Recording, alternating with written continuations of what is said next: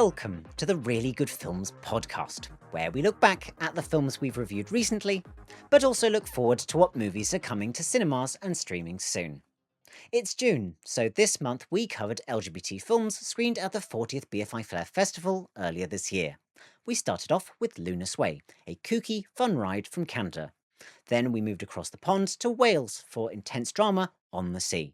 For lighter fare, we went hiking in the US with Can't Go Over It, and then headed south to Brazil to witness the struggles of a young hustler in Baby.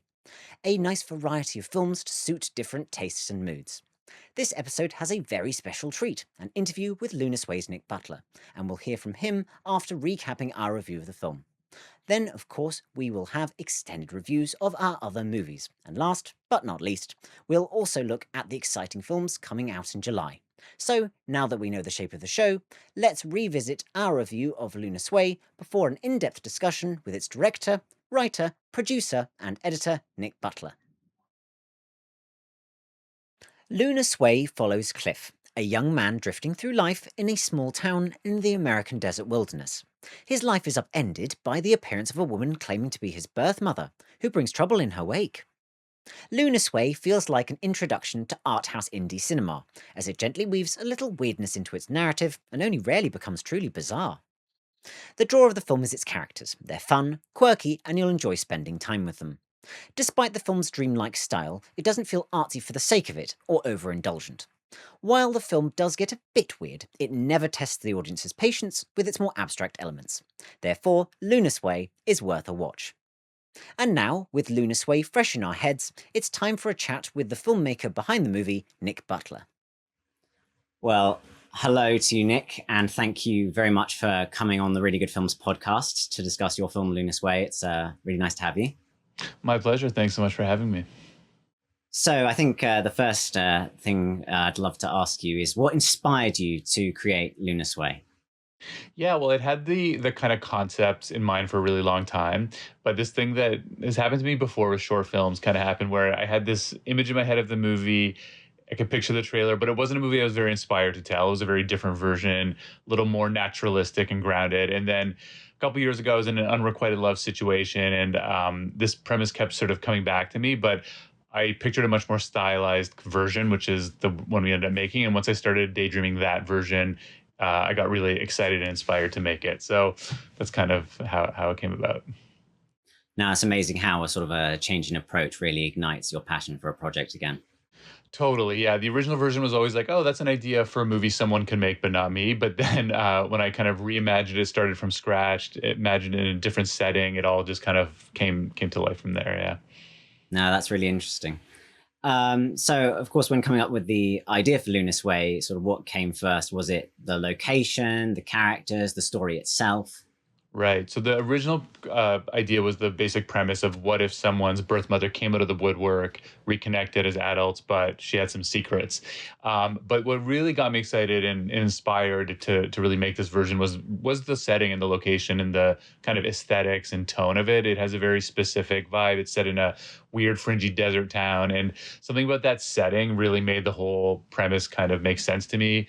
I could just picture these characters living in this kind of fringy town, and that just inspired who these characters are in the world and the aesthetics. And I actually started collecting images at the same time as starting to write it. So I think the landscape in the world really influenced everything about the story.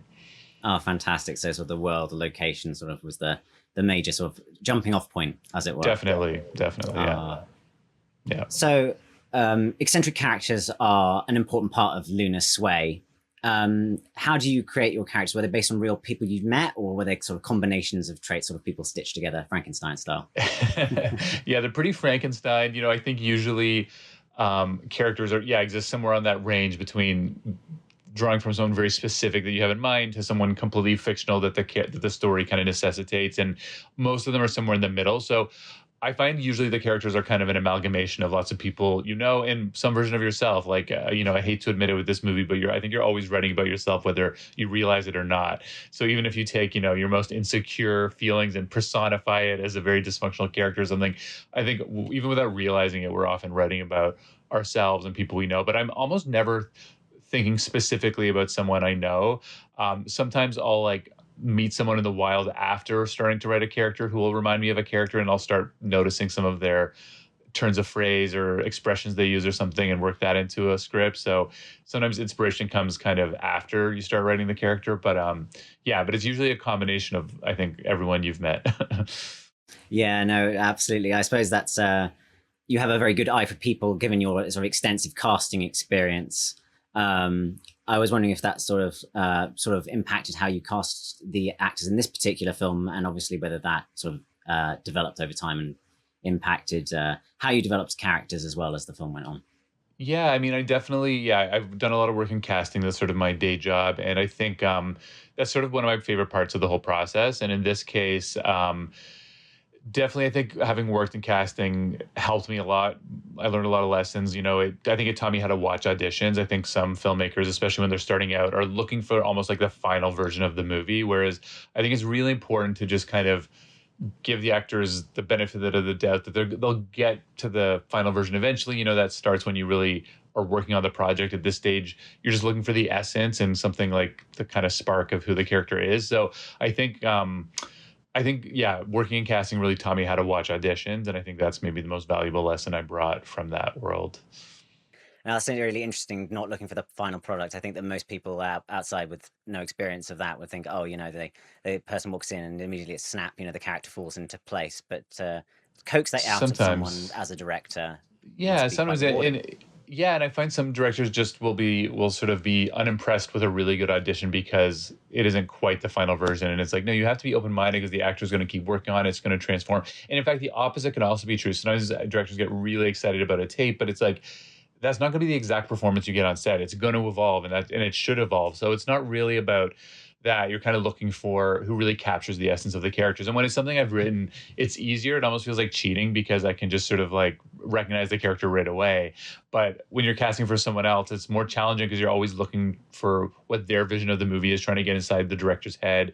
It might be something very different than what you're drawn to, but it's ultimately about trying to capture what their intent and vision for the movie is. So when it's my own, it feels a lot easier in a way, but it's definitely fun. Although that being said, Liza Wile's audition for Lunar Sway was basically like you could have spliced that right into the movie. It was pretty much like a finished scene. So, you know. Yeah, I mean, she has such charisma, and it's immediately evident, in person and on screen. I mean, maybe we can sort of chat about Liza now, in terms of the project, and talk about, obviously many people will know Liza for her role in The Gilmore Girls and its revival, and How to Get Away with Murder, amongst many others. How did she get involved in the project, and what was she like to work with? Oh, she was a joy to work with. We're still really close friends to this day. We text and chat all the time. We're all kind of traveling together now that we're starting to do festivals. So it's really fun to be able to kind of spend quality time together. But we've all stayed in touch. And every time Liza's in New York, we, hit up a diner and wander around a little bit. And she's amazing. Yeah, she was really committed and passionate about the project. She has been a real champion for the movie since day one. And she watched various cuts of it, and we would get into these kind of in-depth conversations about editing choices and all that. And so she's been such a support system and amazing to work with. And I think she really embraced the opportunity to go back to kind of an indie movie where it's really just everyone's collaborating, and it's so different from the world she's used to, which is obviously very high profile and big budget. But she was so willing and so game to just kind of do that. So that was a real help because the lead actors really set the tone on set often and can really influence the whole mood on set. So when the lead actors are that positive and bring such a positive energy, it just helps the whole process. So yeah. Yeah, no, absolutely. It's that really came across well, not in the film, but in the Q&A as well, at BFI Flare. Sort of very eager to sort of answer questions and sort of help everything go very smoothly. And yeah, absolutely. Yeah, very much. Yeah. So, relationships in the film often have a sort of transactional nature. Is that a side of human relationships that particularly interests you as a filmmaker?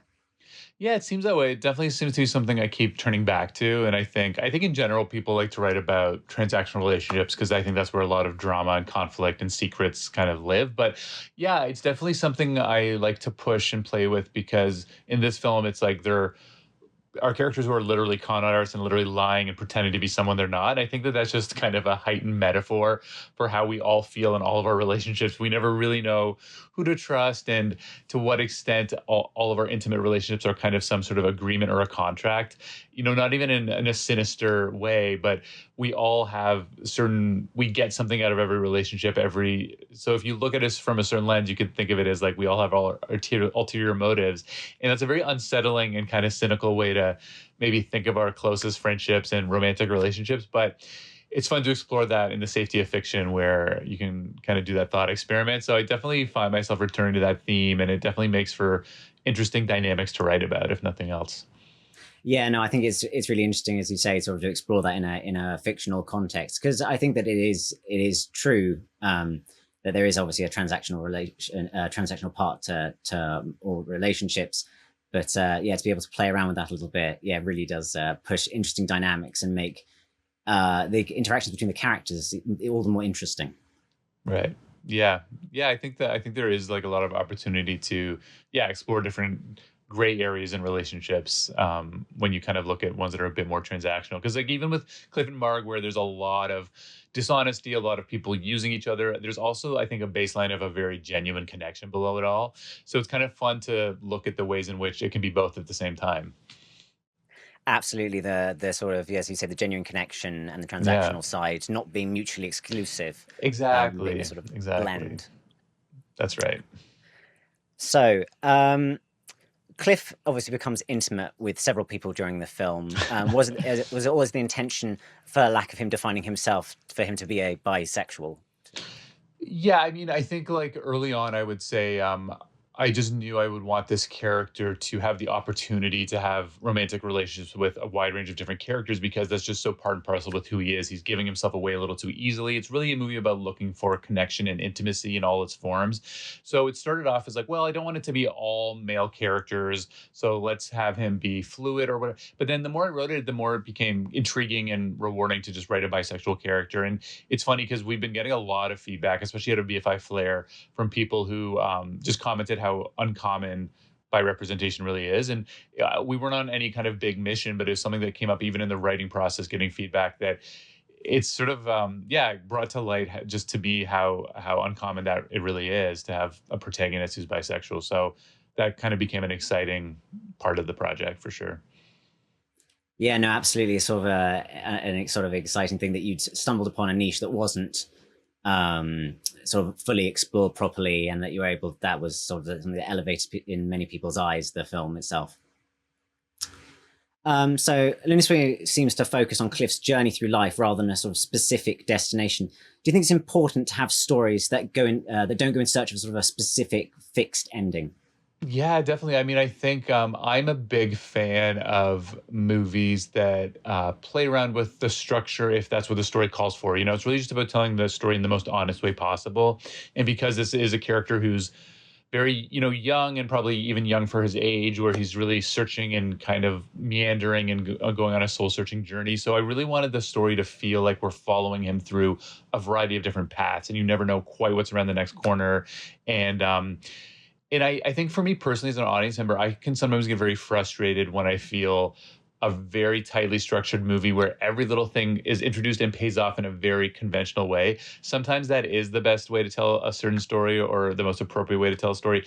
But sometimes I can find it very limiting and frustrating. And I think in our movie, I like to think a lot of the plot points pay off in a very direct way, but sometimes it pays off in a more abstract way or leaves things unanswered or unresolved in a way that more accurately captures Cliff's own journey and experience. He doesn't get all the answers he wants by the end of the movie. He doesn't really know what happened to some of the people he met along the way. And, you could always shoehorn in more resolution, but I felt in this particular story very dishonest because a lot of it is about him letting go of needing to have those answers and to just kind of make peace with that.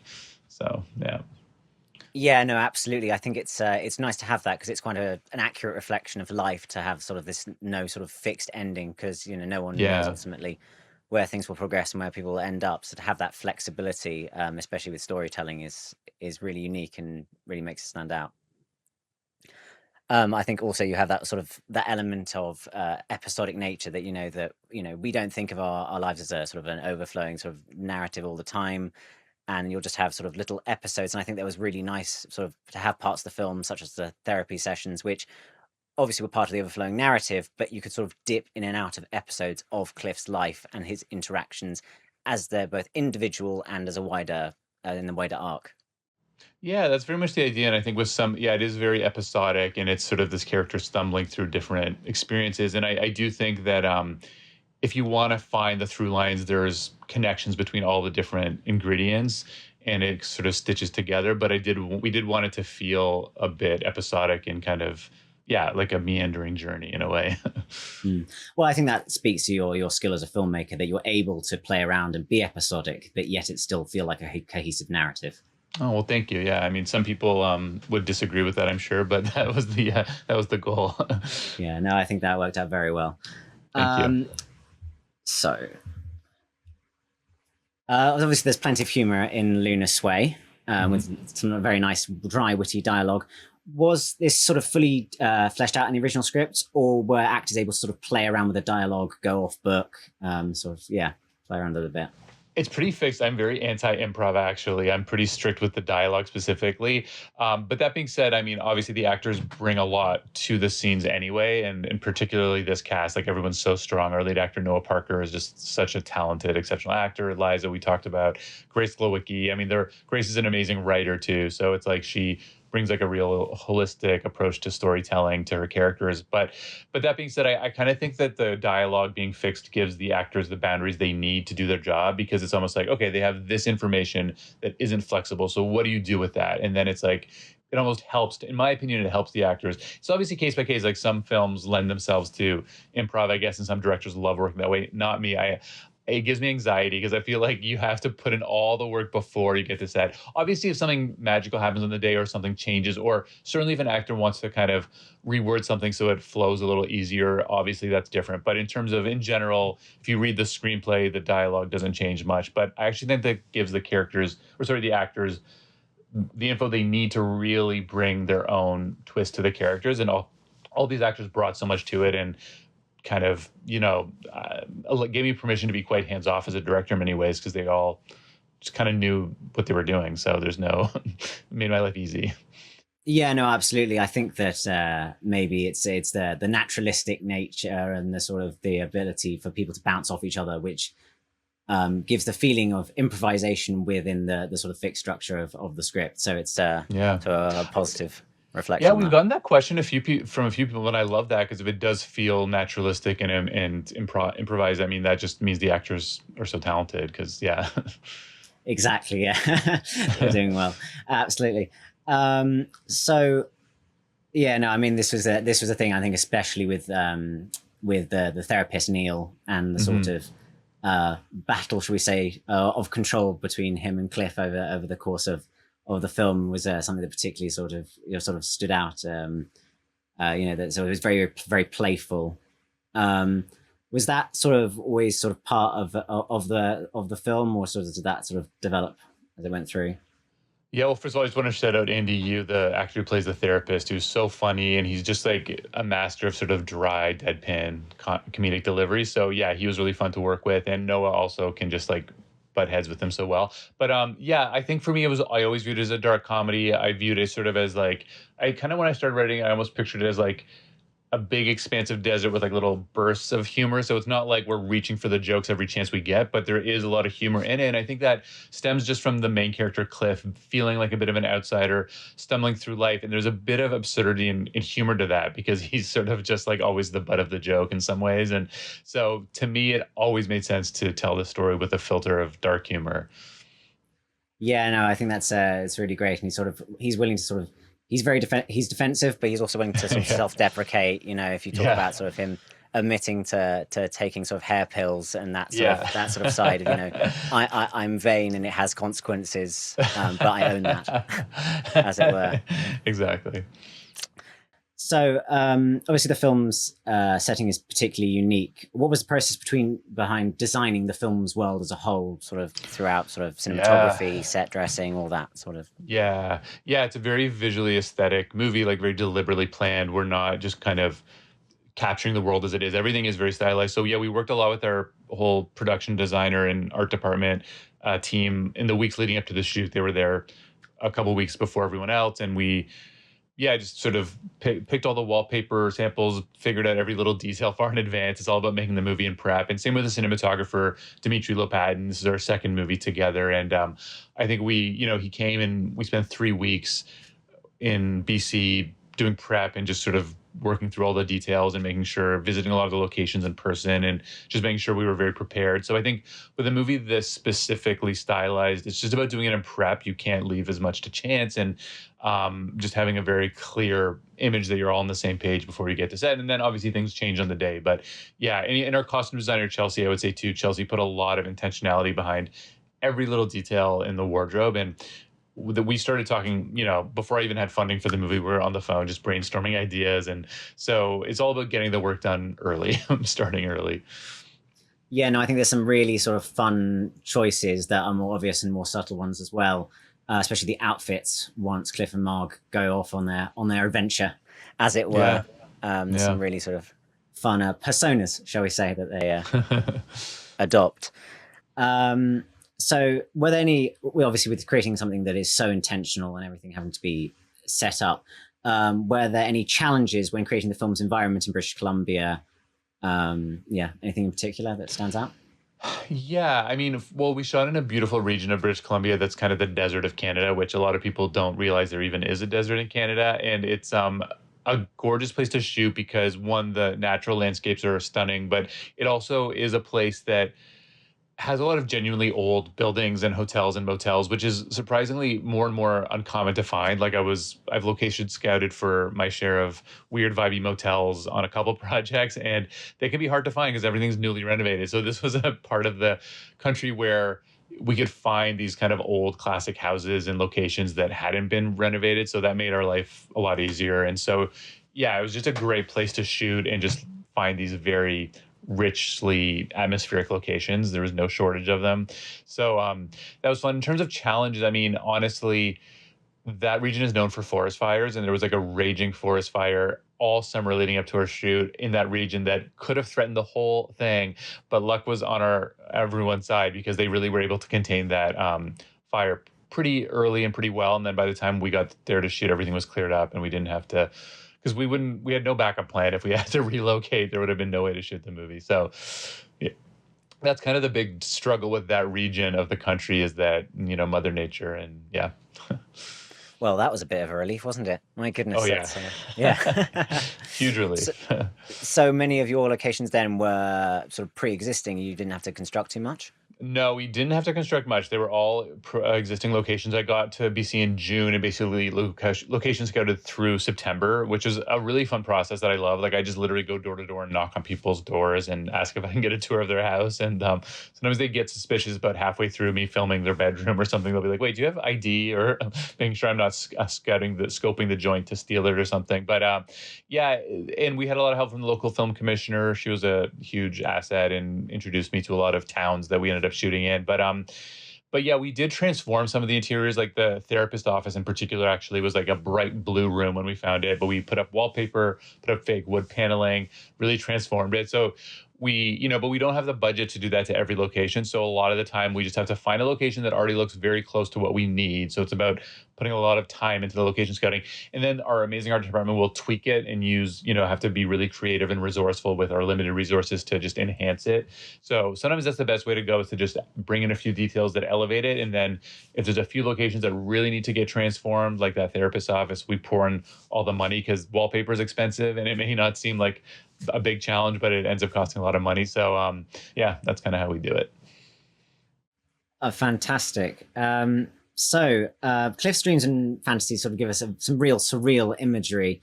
What was the intent of the surreal element of the film? I mean, you talked about earlier about it sort of sparking new life in the idea, but is that something that sort of interests you? Definitely. I mean, I think because this character lives in a world where he doesn't know what's real, what's fake, what to believe, what not, it made sense for me to kind of lean into the artificial aspects of the story. So whether that's making it stylized or going really into these sort of surreal or dreamlike sequences, it sort of felt part and parcel with the story. Also, because this character, Cliff, feels very alienated from the world around him. So I wanted to create that unsettling, like Twilight Zone-y kind of feel that that just sort of matches what he's sort of feeling internally. And with the dream, it was, yeah, that was a really fun sequence to shoot. A lot of practical, locations and mixed with a lot of CGI in post. And so it was just like a really fun collaboration between all the departments to create those more elaborate dream sequences. Yeah, I mean, that's quite interesting to see. You mentioned the Twilight Zone as sort of inspiration. Was there any other sort of film or television sort of pieces that really inspired you in that regard? It's funny. I rarely think about specific references or inspiration when I'm writing. I kind of tend to think we study all of our favorite movies, and then when we go to write, it's all in a blender, and hopefully the lessons are there and they'll show up. But visually, we looked at a lot of still photography. I was really interested in there being a lot of reflections and kind of blurry images, so we looked at a lot of great still photography that did that well. And then about 6 months before the shoot, I discovered the movie Paris, Texas, which quickly became one of my favorite movies. But for those who've seen that, it's also set in beautiful deserty landscapes and kind of smaller towns on the fringe. And so that became a bit of a reference. I mean, our visual look was pretty baked in at that point, but we definitely drew some references from that as well. So I'd say that's probably the closest visual touchstone for us in terms of movies. Yeah, no, that's very interesting to hear, obviously, because you hear the sort of the David Lynch comparison sort of drawn up a lot with the festival program and stuff. And well, it's easy to see. Obviously, you mentioned before that that wasn't sort of a primary thought in your head. Well, it wasn't conscious, no, but it does come up a lot. A lot of the credit reviews have mentioned Lynch, and so I guess we just have to lean into it. But I understand the comparison because it is small town eccentric characters and some surreal dream logic. So, but it definitely wasn't conscious, and I would consider it almost sacrilegious to try to, emulate someone that singular and specific. So, definitely wasn't conscious. No, absolutely no. It's very interesting. So, in terms of sort of surrealist imagery and obviously trying to attract people to see the film, making it accessible to a broader audience. Was that sort of in your mind, not to sort of take the surreal imagery too far in fear of sort of making it more niche than it otherwise might have been? I don't worry maybe enough as much as I should about alienating the audience. I guess that's my big problem is no, I rarely think that way. I kind of let it be as surreal as it needed to be. And the movie is quite niche, but I do think it's mainstream at the same time because it does have a con artist caper side to it. I think the characters are very universal, but it's definitely a movie that's offbeat, weird, quirky, and it's for people who embrace that kind of story. But no, I never gave any thought to making it more mainstream, and I think that shows in the movie. Well, I think you balanced it really, really well. Oh, I think thank you. Struck that well. I think that there's a really good balance. I think I sort of say it's sort of an introduction to a sort of art house, sort of independent cinema, and I think that sort of reflects in the fact that someone who may be put off by more extreme surreal films could find your film and rather enjoy it. Oh, good. Yeah, that's actually a really good way of articulating, I think, our goal, because it's like I do want to make movies that are, they're not super conventional necessarily, but they are hopefully still very entertaining. We try to make it, there's a lot of plot twists, there's a lot of humor, a lot of visuals. So it's not like we're not making something that's so out there that it's going to alienate, everybody in the audience for sure. So yeah, that's good to hear. Thank you. Yeah, no, absolutely. No, that's worked really well. So, pardon me. Let's have a look. Of course, another important question, obviously, is the future of the film itself and when and where people can see it. Now, I've obviously seen the press that TLA releasing is taking it in the US and the UK with a full date. Do we have any sort of further details on that? We don't have the exact dates yet because it's still a ways off, but it'll be sometime in the fall. So I think we're going to a theater in London in October, and I think the US release will probably be around then. But we're just kind of doing the festival circuit before the release, and we want to take our time with that. So between now and the fall, we're going to go to as many festivals as possible, and then once we know our full festival schedule release, we'll lock those dates for the theatrical release in North America and in the UK specifically. But definitely sometime in the fall. So yeah. Yeah, no, it was great to hear that you sort of secured that, and obviously the French language distributor as well, Optimal Distribution. Yeah, as well. and we just landed a German one as well, and now we're in final talks with a Canadian one. So we're doing the rounds. We're trying to get it out there as many places as we can. Amazing, the ball's really rolling. I mean, Yeah. obviously with an October date, you've also got Yeah. the BFI London Film Festival as well. But Right. Good point. Good so if point. that's I'm sure that we've had I, the l- repeat. Oh, I'm there. Sorry. The camera's on. I What's love that? London. BFI Flare was actually my first time going to London. Noah as well, our lead actor, and I love London. So I hope we get a chance to go back and do some Q&As. Yeah, no, I mean that's the amazing thing. I mean, I don't think that's the first time that an LGBT film has repeated as well. I mean, it's the sorry. I know that Four Mothers, I think, was originally at Flare, and then no, when it was originally at the London Film Festival, and went to Flare the following year. Oh, So I okay. think there is Okay. the precedent there for your I film. mean, fingers crossed. That'd be great. And I suppose a final question is obviously your future and any upcoming projects you might be working on at the moment that we should know about, we should be excited about. Well, I'm writing a new one now that I'm very excited about. Hopefully, you should be too, but we'll see. It's still a work in progress. But it's a bit of a, excuse me, it's a bit of a suspenseful thriller. And yeah, I'm still in the midst of working on it. I'm about to go on a little vacation to do some writing in a small desert town in New Mexico, actually very Lunar Sway adjacent. And hopefully finish, the screenplay very soon. So yeah, that'll be next. Well, we'll look forward to that. Whatever. I'm assuming you don't have a title for it yet, so we'll. No, not yet. Well, I think that's anything else you wanted to talk about as far as the film's concerned. No, just you can go to cloudypicturesinc.com for any upcoming festival screenings in your area, as well as any release info. We'll just keep updating that website, so feel free to check in if you to see where we're screening. There you go. Check it out. Yeah. Thank you so much. Well, thank you very much. And Yeah, I appreciate it. Thank you. very kind of Nick to spare the time to appear on the podcast. I'm sure you're now even more eager to see Lunar Sway. Our next movie takes a more somber tone. Let's head to Wales for our extended review of On the Sea. On the Sea tells the story of the powerful attraction between a local handraker who works on the mussel beds of North Wales and an itinerant deckhand. On the Sea is an emotive drama that may remind some of God's own country with its passion and bleak natural setting. Naturalistic performances filled with authenticity are one of the film's strongest aspects, with especially great chemistry between our two lovers. The film's characters are well thought through, and the main players get enough development to make them feel like real, three-dimensional people. The movie's story is well structured and doesn't feel drawn out, which is a common pitfall of this type of film. It is great to see a movie about coming out that doesn't focus on teenagers or young adults, as it feels more unique as a result. On the Sea doesn't shy away from the potential impact on others of a delayed coming out either, but doesn't seek to find fault, which is refreshing.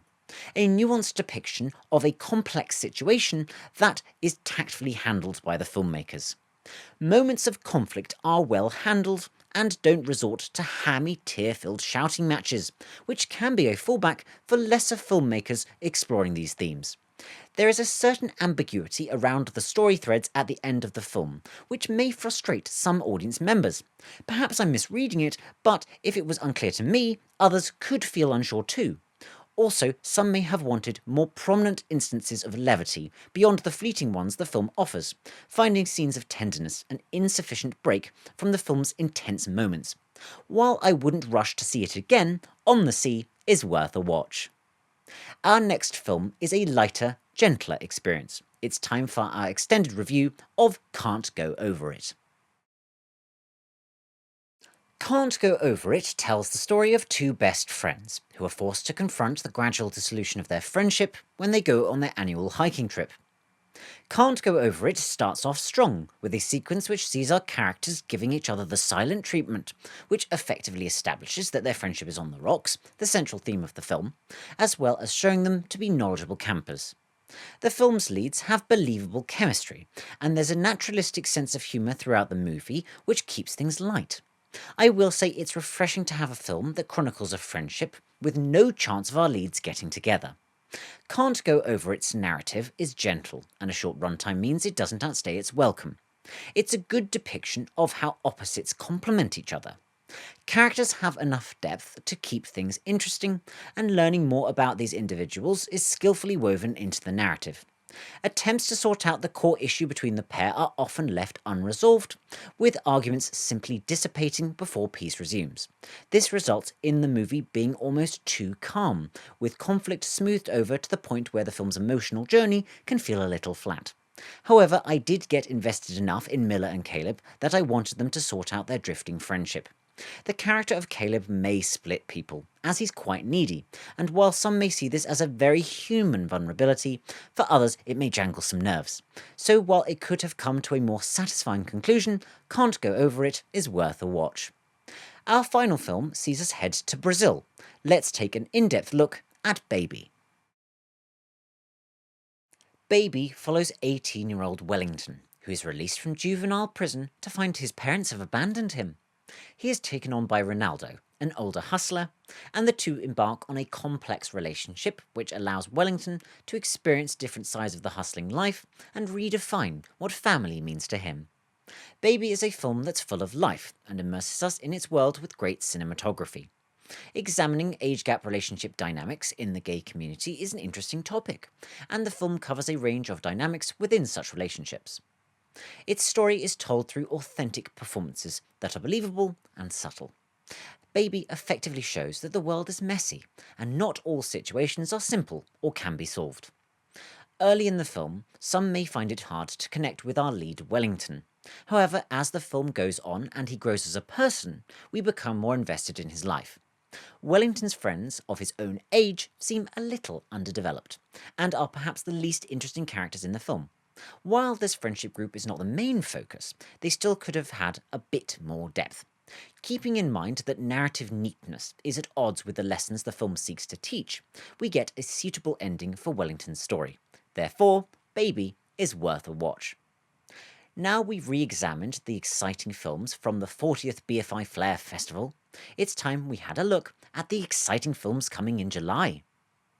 On July 1st, Minions and Monsters comes to our screens and follows the Minions in 1920s Hollywood as they search for frightening creatures for their monster movie, partner with a green creature, and must save the planet after unleashing monsters.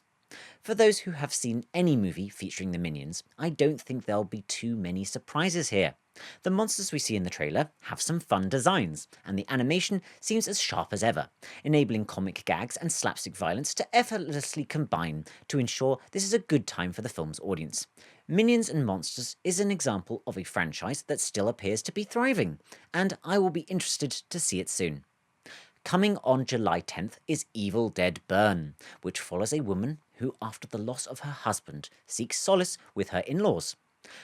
As one by one they transform into deadites, she comes to discover the vows she took in life survive even in death. Evil Dead Burn is the third in the Evil Dead revival trilogy and looks to continue the trend of extreme gore of its predecessors. I enjoyed the 2013 reboot, and its sequel was also solid. Hopefully this latest film offers up something new, beyond a change of characters and setting, including some uniquely gory moments distinct to this new entry as indicated in the trailer. I will be eager to check out Evil Dead Burn upon its release. Arriving on July 17th is The Odyssey, an adaptation of Homer's epic that chronicles Odysseus' dangerous voyage back to Ithaca after the Trojan War, meeting creatures like the Cyclops Polyphemus, Sirens, and Circe along the way. As a former classics student, I am always interested in Hollywood adaptations of such stories, and this looks to give this iconic poem the epic treatment it deserves. I have good memories of the award-winning 1997 miniseries, but it will be great to see a new version utilising the latest technology with a substantially higher budget. This trailer has me cautiously optimistic about the Odyssey, and it will likely be worth seeing on the biggest screen you can as soon as it's released. Well, that brings to a close this edition of the Really Good Films podcast. I hope you've enjoyed it. Thanks again to Lunar Sway's Nick Butler for an insightful deep dive into his film. If you want more from Really Good Films, follow us on social media. And of course, subscribe to the podcast too, wherever you get your podcasts. We can't wait to review more films for you soon.